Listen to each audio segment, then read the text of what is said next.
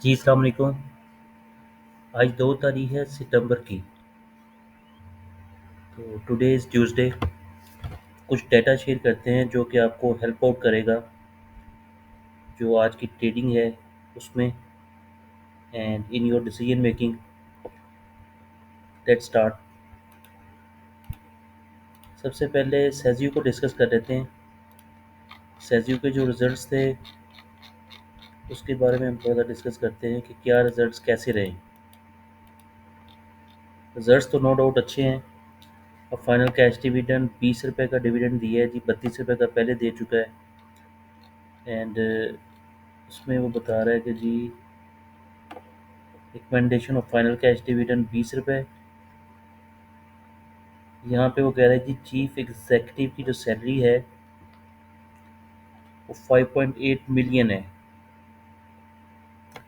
तो अगर आप नेट करेंगे तो 35 से 40% जो इस ब्रैकेट में सैलरी है उसका टैक्स है। तो चीफ एग्जीक्यूटिव की जो सैलरी है वो तकरीबन 1 करोड़ रुपए की सैलरी चीफ एग्जीक्यूटिव ऑफिसर जो है वो ही विल गेट 1 करोड़ रुपये सैलरी। साजगार का जो चीफ एग्जीक्यूटिव है उसकी सैलरी 1 करोड़ रुपये हो गई। इसी तरह एग्जीक्यूटिव डायरेक्टर्स की बता रहे हैं जी 3 million net of tax tax लेता है, ये भी 50 लाख रुपए के बराबर है। और जो एग्जीक्यूटिव डायरेक्टर है उसकी सैलरी 16 लाख रुपया नेट ऑफ टैक्स। फिर इसमें बता रहे हैं कि जी जो इनका बिजनेस था होम अप्लायंसेस का वो इन्होंने ख़त्म कर दिया है। They are doing no more with home appliances, discontinue कर दिया टोटली। और कोई उसकी लाइबिलिटी और कोई एसेट्स नहीं है। तो फोकस जो है वो कह रहे हैं कि जी हमारा जो कोर बिजनेस है उसी के ऊपर फोकस करेंगे वो। अच्छा, ये बैलेंस शीट है जी उसकी। 10 अरब रुपए की इक्विटी थी 2024 में, वो अभी हो गई है 23 बिलियन रुपीज़ की इक्विटी हो गई। अगर इस इक्विटी के ऊपर आप वैल्यू इसकी निकालेंगे, ये साजगार इंजीनियरिंग है और इसके नंबर ऑफ शेयर्स हैं तकरीबन 6 करोड़। 6 करोड़ पे अगर हम वैल्यू इसकी बुक वैल्यू निकालते हैं तो 23 अरब रुपए के ऊपर 6 करोड़ नंबर ऑफ शेयर्स हैं।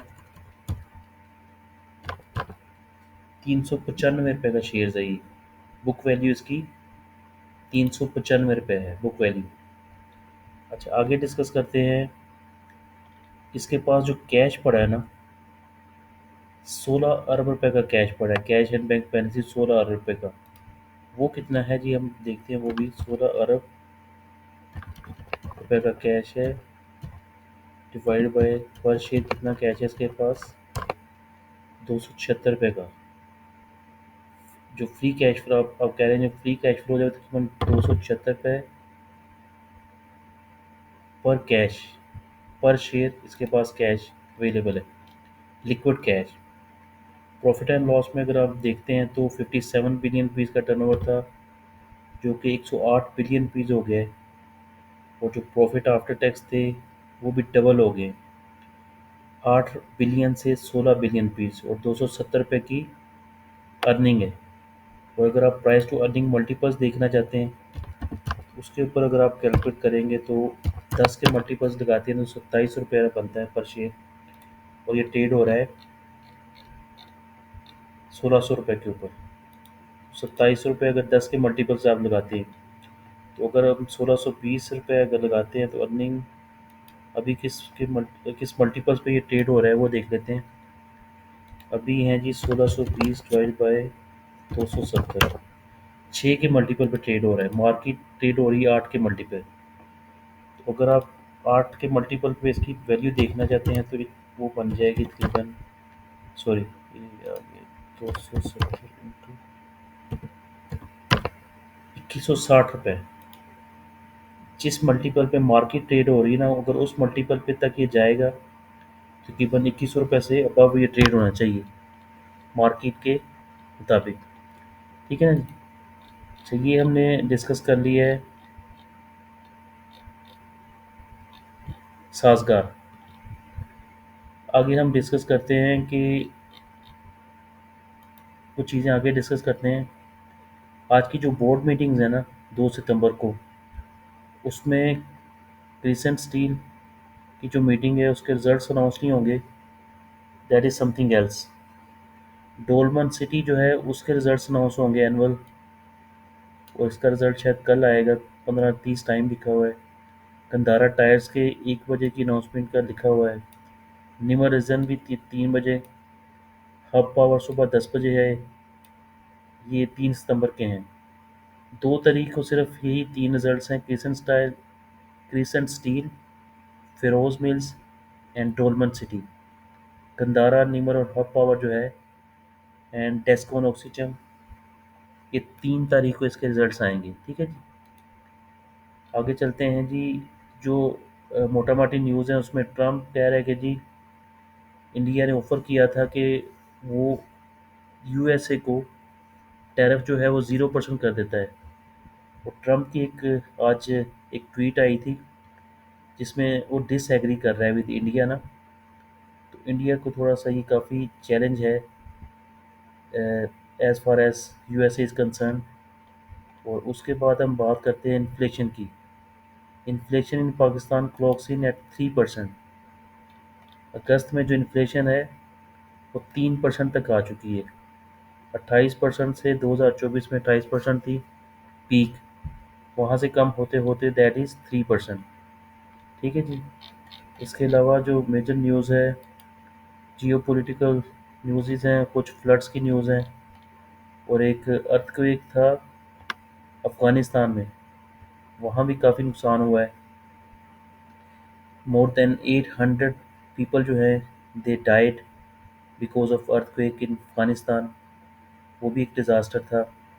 और Pakistani rupee sees consecutive gains of US dollar, 281 रुपये 75 पैसे पे सेटल हुआ है करेंसी। तो this is also good news. And अब हम डिस्कस करते हैं कि हमारे पास ये जो डाटा है इसमें top line securities brokerage company जो है वो कह रही है कि जी अभी जो मार्केट की कैपिटलाइजेशन है यूएस डॉलर टर्म्स में वो तकरीबन 63 बिलियन है। 63 बिलियन। एक जो मार्केट, जितने भी पार्टिसिपेंट्स हैं, एक्सपर्ट्स हैं, वो यही कहते हैं कि 100 बिलियन की जो मार्केट थी 2017 में, उससे अभी we are still far away. इसलिए मार्केट की स्ट्रेंथ और सारा वो डिस्कस करते हैं। पर जो मार्केट है आपको पता है उसमें रिस्क बहुत ज़्यादा है। इंडेक्स को अगर आप ना देखें तो स्पेसिफिक स्टॉक्स को जब आप देखते हैं तो वो वहाँ पे जो एक मूवमेंट है स्टॉक्स की, दैट इज़ वेरी, मतलब 30% शेयर अगर बढ़ रहा है तो उसमें से 20% उसकी करेक्शन आ रही। पीएस का शेयर जो था वो 3 दिन में 30% बढ़ा, 10%, 10%, 10%। अगले 2 दिनों में वो 20% कम भी हो गया। इसी तरह की जो स्पीड ब्रेकर्स हैं हर शेयर में, वो साथ साथ आते जा रहे हैं। 2 दिन 3 दिन रैली करता है स्टॉक, उसके बाद आप वो मोर देन 50% अपना आपको डिस्काउंट कर लेता है। आज की जो मार्केट थी उसमें top line securities brokerage company कह रही है that the bulls return with full force in today's trading session keeping their footing firm through out the day. पूरा दिन जो मार्केट थी वो बड़ी स्टेबल रही है, ऊपर जाती रही है। और उसमें जो स्ट्रॉन्ग सपोर्ट थी वो लकी सीमेंट की थी, O G D C L, F O G cement, bank Al Habib और नेशनल बैंक। इन स्टॉक्स ने 691 पॉइंट्स ऐड किए हैं। और जो जिन स्टॉक्स ने नेगेटिव ट्रेड किया था, F F C, system, packages, bank Alfalah, high noon. System आपको पता है थोड़े दिन पहले लास्ट वीक में वो परफॉर्म करता रहा है, अभी वो लैग कर रहा है। एफ एफ सी भी आपको पता है वो लैग कर रहा है ड्यू टू फ्लड। और अभी इस फ्लड के फ्रंट के ऊपर मार्केट की पोजीशन काफ़ी अनसर्टेनिटी है, क्लैरिटी नहीं आ रही। आगे डिस्कस करते हैं। ओ एम सी की जो सेल्स हैं वो मंथ ऑन मंथ बेसिस पे 6% का इंक्रीज़ है। और पूरे साल का अगर आप देखते हैं तो इस साल में सिर्फ अभी 2 महीने हुए हैं, जुलाई एंड अगस्त, उसमें 5% का इंक्रीज़ है। पीएसओ की जो पोजीशन है उसकी ओवरऑल वो तकरीबन इस महीने 8% का इंक्रीज़ है। और अगर पिछले 2 महीनों का अगर आप कंपैरिजन करें सालाना बेसिस पे तो 2% का माइनस है। इसी तरह टक पेट्रोलियम इस महीने 14% का इंक्रीज़ है और उसका भी 2% माइनस है 2 महीनों का। वाफ़ी या शेल जो था उसका मंथ ऑन मंथ 1% का इंक्रीज़ है और 2 महीनों का तकरीबन काफ़ी अच्छा परफॉर्म किया है, 19% का इंक्रीज़ है। हेस्कोल ने हेस्कोल जो था उसमें 7% का डिक्रीज़ है इस महीने, पर 2 महीनों का अगर ओवरऑल आप तक देखेंगे तो 7% की गेंस हैं हेस्कोल की सेल्स में। नेक्स्ट हम डिस्कस करते हैं जो पोर्टफोलियो इन्वेस्टमेंट है कि कहाँ पे इन्वेस्टमेंट आ रही है और कहाँ डिवेस्टमेंट पे। उसमें जो फंड्स हैं जी आज उन्होंने ज़बरदस्त बाइंग की है 3 मिलियन US डॉलर्स की, और बैंक्स जो थे वो सेलिंग साइड पे थे। इसी तरह कंपनीज ने बाइंग की है 0.67 मिलियन डॉलर्स की, and then other organization 0.57। Brokerage ने माल सेल किया है, इंश्योरेंस ने भी सेल किया है और इंडिविजुअल ने भी माल सेल किया है। तो मार्केट जो है अच्छा फॉरेन पोर्टफोलियो को भी डिस्कस करते हैं। वहाँ पे भी 1.52 मिलियन की सेलिंग आई है और पूरा जो करंट ईयर है उसमें तकरीबन 193 मिलियन US डॉलर की फॉरेन इन्वेस्टर जो हैं वो माल बेच चुके हैं। और माल किसके पास है जी? माल है बैंक्स के पास 349 मिलियन का, और कंपनीज के पास 96 मिलियन का, एंड इंडिविजुअल्स के पास 97 मिलियन का। और जो सेलर है म्यूचुअल फंड सबसे बड़े सेलर हैं, 341 मिलियन का माल वो बेच चुके हैं इस साल, अभी तक 8 महीनों में। और सारा का सारा माल खरीदा है बैंक्स ने। तो मार्केट स्मूथ राइड नहीं है। कल आप देखेंगे मार्केट आपको एक नई स्टोरी बताएगी और मार्केट काफ़ी वोलाटाइल रहेगी। और कुछ मैंने जैसे बताया काफ़ी स्पेसिफिक स्टॉक जो हैं जो रिस्की स्टॉक्स हैं वो परफॉर्म अगर कर भी रहे हैं तो वहाँ पे रिस्क बहुत ज़्यादा है। तो वो आप बी केयरफुल, अच्छे स्टॉक्स में रहें और कोशिश करें कि लेवरेज मत लें। जितनी वोलाटाइल है मार्केट, मार्केट आपको फियर के साथ जैसे ही इंडेक्स नेगेटिव होता है तो it's very difficult to sustain the position. वहाँ पे आपको मार्केट लेफ्ट करनी पड़ती है अगर लेवरेज के ऊपर होंगे। ब्रोकरेज भी काफ़ी आपको पता है वो एक थोड़ा सा उस साइड पे हैं कि माल बिकवा देते हैं। ये हमने आपको डाटा बता दिया कि जो इन्फ्लेशन जो है वो 3% है। जी आज के लिए थैंक यू सो मच। इंशाल्लाह हाज़िर होंगे आपके साथ with next video. Take care इंशाल्लाह and have a very good